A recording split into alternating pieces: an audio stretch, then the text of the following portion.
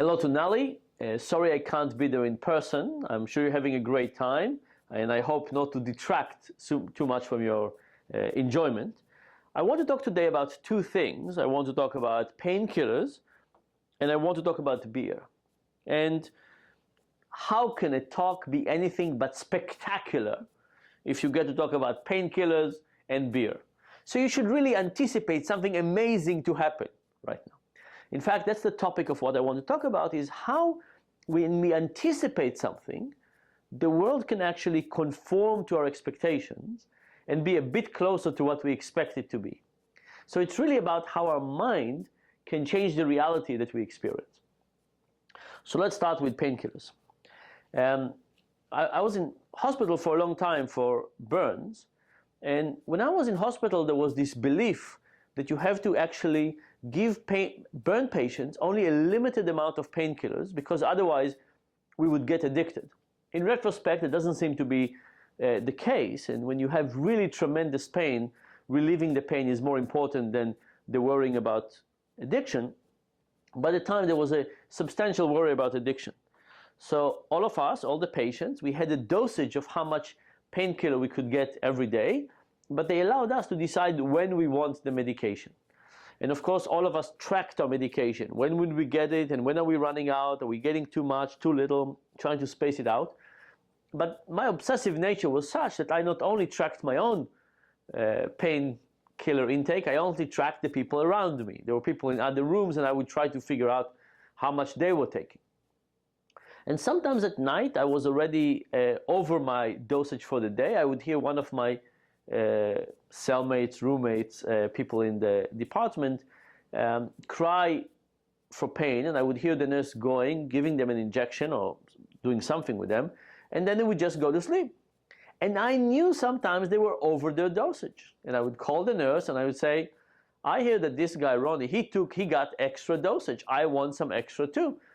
And the nurse told me that she didn't give him any painkillers, she only gave him placebo. And I was very shocked by this. Like, what is this placebo? And you know, we all read something about placebo and we all know something about it, but to be in tremendous pain and having somebody in the room next door having similar pain and knowing that they only got placebo and went to sleep, that was a tremendously worrying but also interesting thought. And when I started studying about placebo, I learned that placebo was real, and not just real, it's incredibly powerful. And here is how placebo works.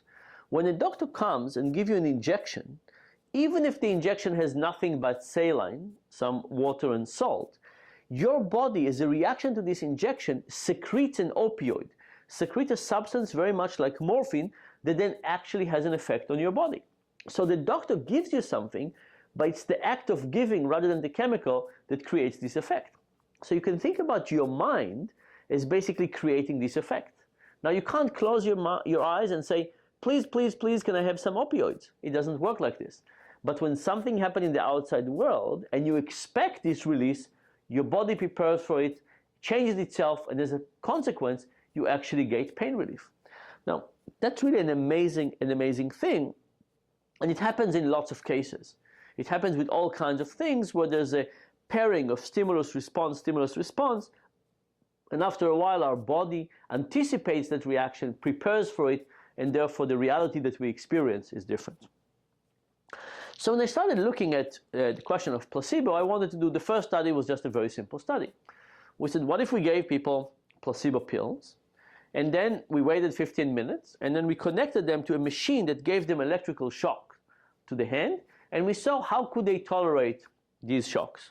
And very much like other research, basically when people took these pills, even though they were just placebo, they believed in them, they basically could resist higher levels of pain. That was the first thing. But then we asked, and what modulates this expectation? What get it to be higher and what get it to be lower? So we tried two things. The first thing we did, we tried price. What happened if the painkiller was said to be expensive or was said to be on a steep discount? $2.50 for a pill, or discounted to only 10 cents. And the other thing we tried was what happened if it was made in the US versus made in China. When we did this research originally, it was at a time when there was all kinds of news about Chinese products, all kinds of things that were not so good, some fake, some bad substances, and we were wondering whether it contaminated people's opinions about imports from China. So we had 4 conditions: expensive price from the US, cheap price from the US, expensive price from China, and cheap price from China. And the way it worked is people came in and they met an attractive woman who was a drug rep, and it was important that she was attractive and well dressed and not like the rest of the students, so it looked like it was real. She had the pen from the company she worked for, which was valid on RX, and she gave them a brochure about the material. She explained to them about the painkiller, and in that material it also indicated the price and the country of origin. Then she gave them a pill. They waited 15 minutes, they got connected to the shock device, and we saw how much pain they could tolerate. What happened? The people who got the full price, the expensive placebo, could sustain much higher level of pain.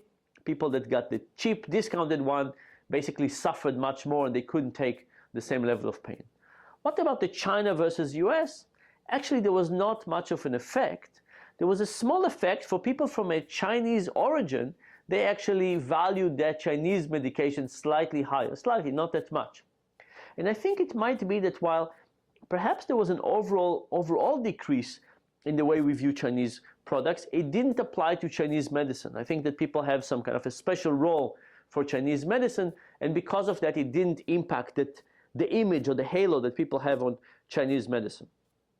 And this, by the way, brings all kinds of interesting questions. How do we give cheap medications to people? Are we doomed that every time we want to take a needy population and give them cheap medications, they will also think that the medication is of lower quality? And if it's lower quality, would it actually have a lower effect? And what if the expectation about lower quality would get people to be less compliant with the medication? What would happen if that got people to take it less frequently, or not always on time, or not always before dinner or after dinner in the way that it was prescribed? So this question about how the price convey quality, which then influence expectation, I think is really central, and we need to understand it more. The second thing I want to talk about is beer. So what happens with beer?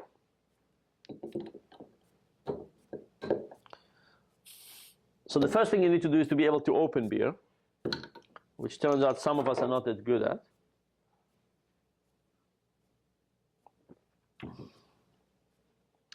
Beer, and actually alcohol more generally, has a lot to do with expectations. In this particular experiment, we had 3 conditions. The first condition, we gave people 2 types of beer. The first beer was regular beer, and the second version was beer together with balsamic vinegar. People tried one, they tried the other, and then we say, which one do you want the full glass of?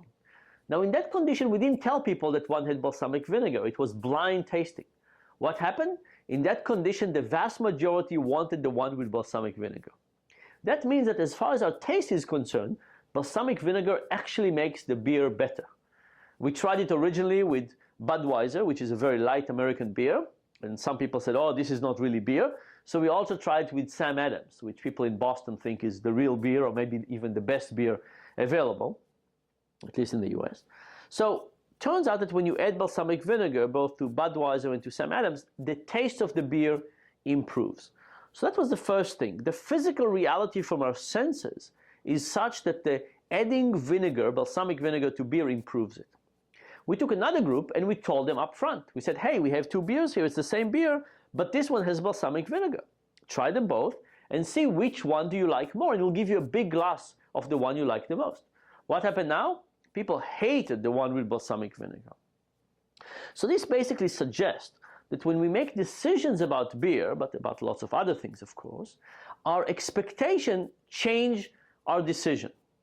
Now think about this. How do our expectations, what we have in our mind, right, which is basically an equation saying vinegar plus beer equals bad, how does this little equation influences what we do? And there's kind of 2 ways to think about it. One is that we have this kind of information coming from our brain saying yuck, and something comes from our taste saying good, and those basically meet together, and we maybe average out or basically have some kind of dual input. There's a yuck and good, and they get together. And this would mean that if you know about something and then you drink it, the yuck and the good kind of combine and change how you view it. There's another possibility, which is the signal that you have up front in your mind changes the way you actually experience the beer. Imagine that the way you anticipate it changes your perception at your tongue. And now when you taste the beer, you don't get the positive feedback. You won't get a positive signal, you actually get a negative signal. So how do we separate this? How do we separate if those are just two signals that add together, or whether the top-down signal, the signal about beer and vinegar equals disgusting, actually influences the way we taste the beer? What we did was we did an experiment with timing. In the one version of the experiment, we told people up front, they tasted it, and then they made their decision. In the other version, they tasted first, then we told them, and then they made a decision. If you think about just two pieces of input, information from our brain, information from our tongue getting together, it doesn't matter if one comes before the other. But if you think that the way we anticipate something actually changes the way we perceive it, the second version will be very different. So what did we find? We find that when people first tasted it, and then we told them, these people like the one with balsamic vinegar, right? So what it suggests is that the way that the brain works is to influence our perception. But if our perception has been established without the information from the brain from the brain is no longer relevant. So again, it suggests this interesting top-down process where the brain changes the way we perceive things, but if we get to perceive something up front, the top-down information no longer matter. Now people liked it just as much as if they didn't know about it from start. Now, this is of course about beer, but if you think about it more generally, there's a question of how our preconceived notion colored the world that we see around us. And you can think about it in all kinds of ways. You can think about how somebody from one political party view reality. You can think about how somebody from one country views the conflict with another country in an objective way. What happens if we view the world with glasses that are strongly tainted by our preconceived notions? Is there ever hope that we could see the world in an objective way? And the idea here is that if we could observe the world first and then get our glasses, maybe we would be better.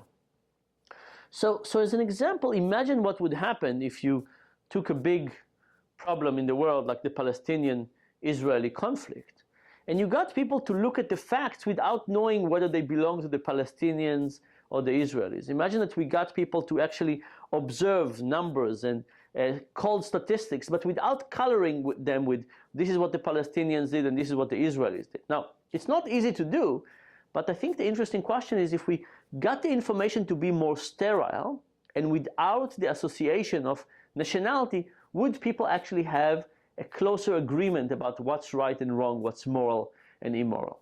I don't know if that's the case, but I think it's an interesting speculation.